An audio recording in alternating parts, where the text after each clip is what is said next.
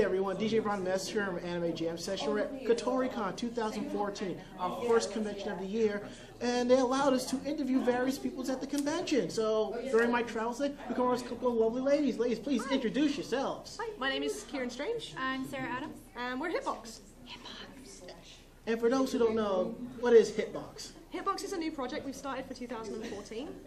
We're both really big nerds, cosplayers, we're singers, we're gamers, and we've decided to put all that together into one kind of global thing of awesome. A duo, if you would have. There you go, a duo, a duet, a duo. Duet? A twosome. A twosome. A twosome of awesome. We work together.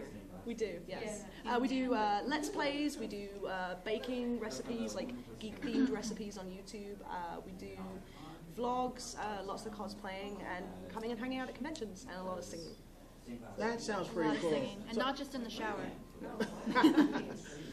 Favorite baking recipes? I'm a really bad cook. That's the love to bake. She's brilliant. I'm learning. Love to bake. I like cake. I love cake. I like eating cake, so I like making cake because then I get to eat the cake. Tasty, tasty cake. I love to experiment. I can't really say if there's one thing that I love to make. I do a lot of cooking. Yeah.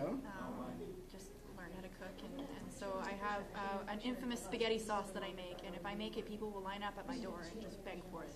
If that's the case, I'll probably be the first one to try spaghetti sauce. You should come and have spaghetti sauce. Come have spaghetti sauce. I may just have to do that. Do it. So Next time you're in Vancouver, Canada, we're sort of incorporating the love for baking and cooking into our segments. So we'll be making lots of yummy, nerdy dishes. That sounds pretty cool. How many nerdy dishes do you have now?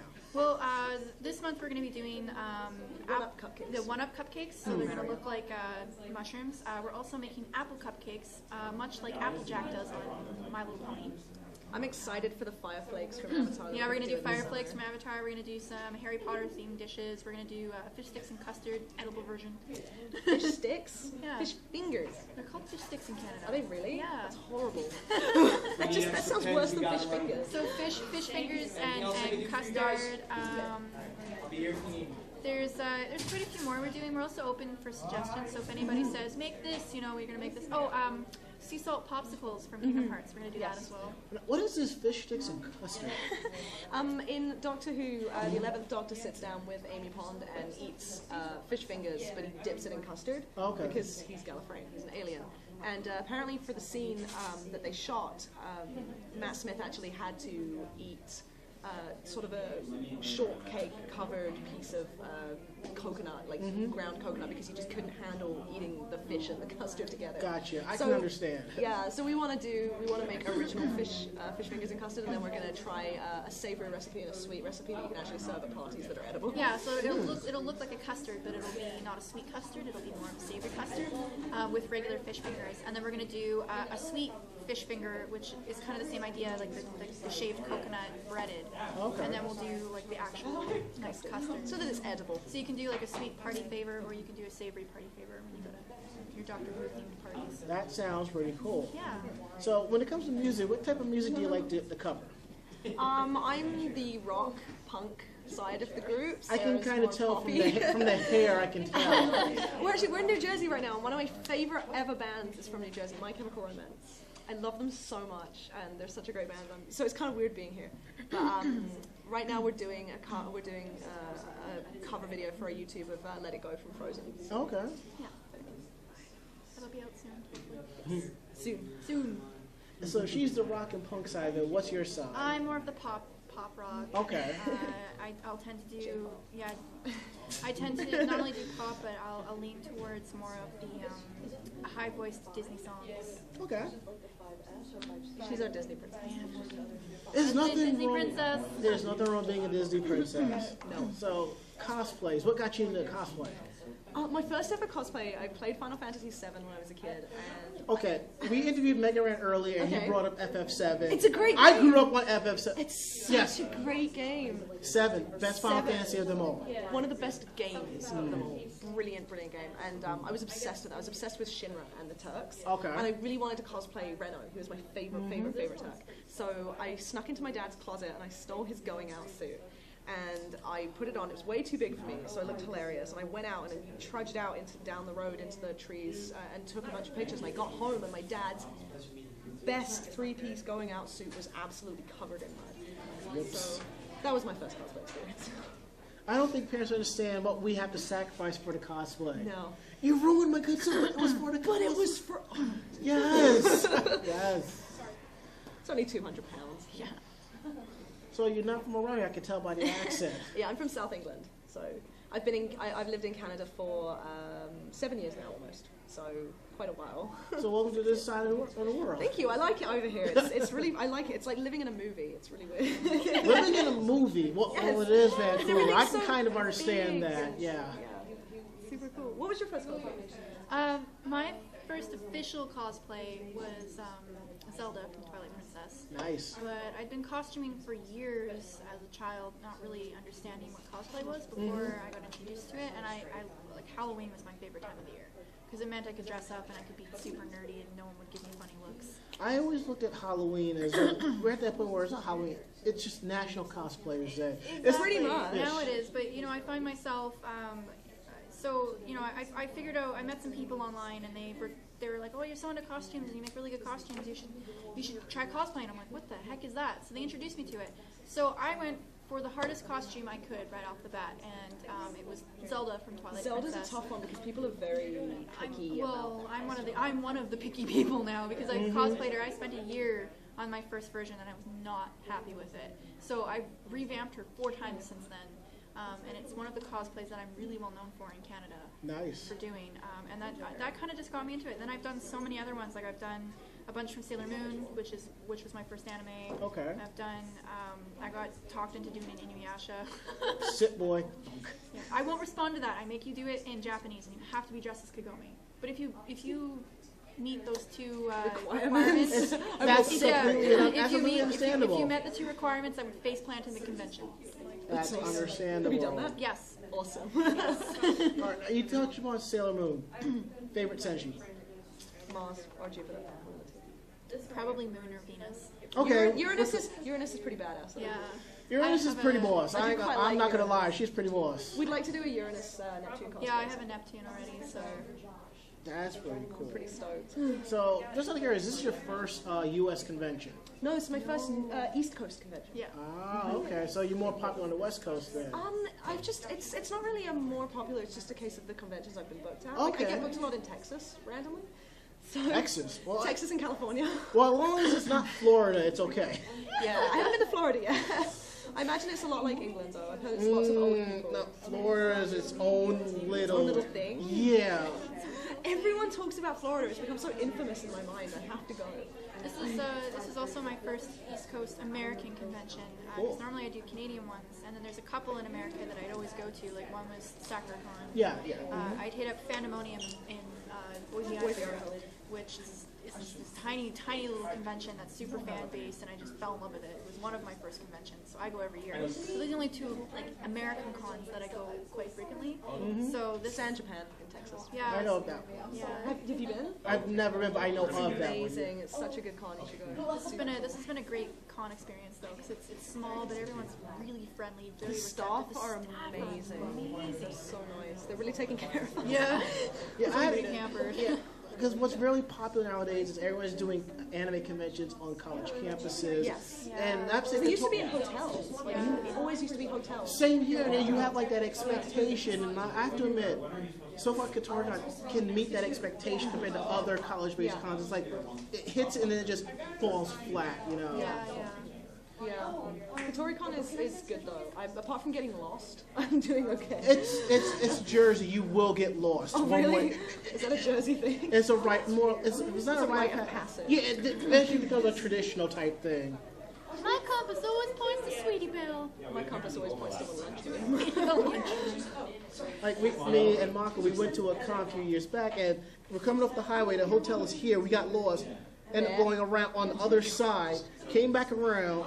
We ended up doing this 3 times because of the traffic, and people were like, we finally made it on the 4th shot. That's awful. I have 0 directional sense though, so I feel your pain. I constantly get lost. Yeah, me too. So what kind of fun stuff do you like to do?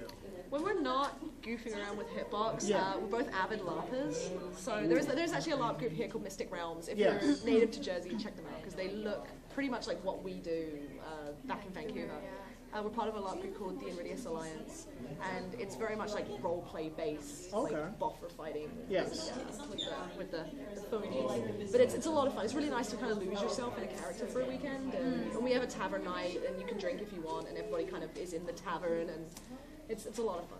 That sounds pretty cool. Yeah, it's pretty cool. We're both really avid gamers. Mm-hmm. Now that you game and you cosplay, does it feel like guys kind of give you grief for it or stuff like that? Yeah. You get one of two reactions.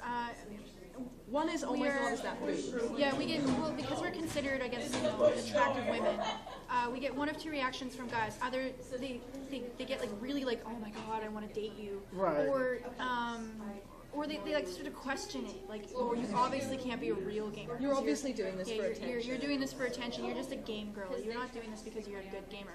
So I usually just challenge them to a game and kick their butts. And I feel that better. sounds about Then it. I feel better about myself. It's actually a serious thing that like we are definitely looking at it at Hitbox, and we want to do some vlogs on it. Is the way female geeks are treated, like and sort of perceived as well. Yeah, it's and we don't want to sit there and whine and go like oh you guys don't take this seriously. Gender equality. But it is sad that a guy geek is called a geek, and a female geek is called a girl geek or a girl gamer. It's like, why can't we all just be geeks? Yeah, why can't we all exactly. be geeks? It's very there's this definite line, and like the other thing is Jessica Nagiri and Yaya people who do like costumes that are more revealing. Usually get slated for that but then a boy can wander around, like a guy can wander around topless and nobody gives a crap.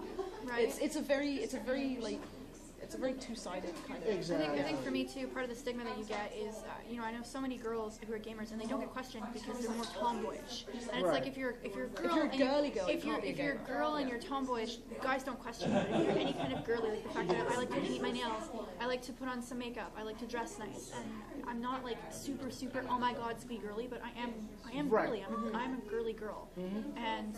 I'm a huge nerd. I love video games. But you get questions. Guys don't believe me when they say I'm here, and it's like I'm trying to strive for attention. It's like, no, I just happen to be a girl. I happen to be someone you think is attractive, but I'm into this. So how's the best way you handle this? It depends. Like, I mean, usually I'll just ignore it. Like, but if somebody does come up to me and start something, I'll just give them back as good as I get. Like, that works. I agree with that. I'm very nice until I get angry. until you insult me or insult my friends, and then I will step up and fight. But I like Sarah's idea, just challenge them to a game and then just pretty much. I do the same thing. Like, I'll tend to ignore them if they're being sort of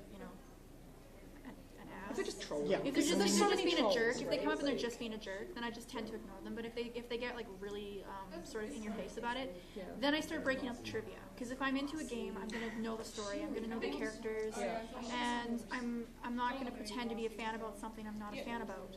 So someone challenges you to a question about Zelda. I'm a huge Zelda fan, and I have the What's his Hyrule. shoe size? What's Nick's shoe size? I don't know if it's ever actually explained, but I think it's a 10. I love that you're actually going for this. High five. That's brilliant. Legit I in my have book. I have the Hyrule. That's legit in my book. Yeah, I have the Hyrulean Historia book. So like it's one of those ones I've researched, and I love hearing the story about it. So if someone comes up to me and they're like, "Oh, you're really fans for speaking it," and they'll start quizzing me, and I can usually answer it and then go back at them. And then they go, "Oh, I don't know that." I'm like, well, "Why are you asking me all these questions then?" Or they'll just get cocky about something. So I'll challenge them to a game. I think my favorite challenge I ever made was someone didn't take me seriously, and I was in my Zelda costume. So I challenged them to a game of Dance Dance Revolution. And they were like, "Are you going to change?" I'm like, "Heck no, I'm going to beat your butt in this dress." So I hiked my dress up just past my knees, and I played Dance Dance Revolution with them, and I kicked their butt. I can't do that. And then it was That great. is awesome. It was great. I don't have the coordination for Dance. See, I can't dance per se, but I can dance with the arrows. I can do that much. Yeah, the arrows are pretty good. I mean, we didn't do super like hardcore mode or anything, Right. but I still kicked his butt, and he was like, "Oh, I guess that's pretty good." I'm like, "XP for doing it in a dress." Exactly. Yeah, you get experience for that. Right. Yeah, there's extra moves in that. So where do you see Hitbox going like 2, 3, 4, 5 years from now? Oh gosh, I don't know. I still want to be doing like vlogs and Okay, cool. I'd love to just travel to conventions around the country, just perform music. I've got a new EP coming out soon, so I'm really stoked about that. And Sarah's writing for her EP as well. So Nice. we have Hitbox, then we have our individual kind of music careers. Okay, cool. So we're definitely looking forward to it. We're booking some conventions for 2014, and we've already been booked for a couple of other ones. I can't say which ones. That's fine. That's fine. But we've already been booked for a couple others, which is super, super cool. And we're stoked to just travel and meet other fans and meet other gamers and cool. hopefully like inspire other girls to stand up and say it's okay to be a girl gamer. Like, why should you get quizzed for who you are? We're just a girl nerd. Like, Yeah, just, exactly. We want to geek girl, kind just of want to be a show other geek. girls it's okay to It's okay to be a geek and be yourself. It's totally cool. And I think for my aspirations for Hitbox, it's you know, Kieran and I have both tried to do our own things separately and individually, and we each got to those points where we're just like, you know, are we going to be able to make it? Where are we going with this? And then when we teamed up and started doing something, it opened up a project that was so different from anything we'd seen, and so It's so fun. Like, so it's so fun to work with It's someone so else, fun, to work yeah. with a friend. It's to come to a convention and be a guest with someone specifically. Yeah. So you're not just one person, you're together. You know, we walk around together, we cosplay together. A lot of our cosplays that we're planning are dual cosplays. Yeah, it's dual cosplays, Like, and we're we've doing got 10 and 11 from Doctor Who. Jane and Mal from Firefly. Yeah. I'm doing a Link for your Zelda as well. Yeah, so I'm yeah, pretty stoked she's about going to that. do a link from Zelda. That's Always pretty wanted to cool. cosplay. That's Yeah. boss. So it's things like that. It makes it so much more fun to do, and I think I would love to see us just continuing this down the road, and people know about Hitbox and know who we are. Okay. All right. So as we wrap things up, what would you want to say to your fans, our fans out there that are not here right now? Like words of wisdom, whatever's on your mind. Just keep pushing. If you have a dream, I've been a singer for a few years now, and it's not been an easy road. And your dreams are not meant to be easy. If they were easy, everyone would be a singer or a voice actor or an animator or a graphic designer. Keep pushing, it's worth it. Just don't give up, and if anybody tells you you can't do it, just please don't listen to them. Please don't let them get you down. Just be confident in yourself and keep pushing. Just be yourself and be happy with who you are and what you are. Don't hide it. Yeah, love yourself. Hey, those are words of wisdom you can't go wrong with. So we're gonna get on out of here. Thanks again for the interview. Thanks No you. problem. This is Kieran Strange, Sarah Adams, Hitbox. Follow them on Twitter, Facebook, wherever, DeviantArt. If you stalk them, I'll come after you with a 2x4. Thanks! I'm DJ Ron Mess. Catch you next time.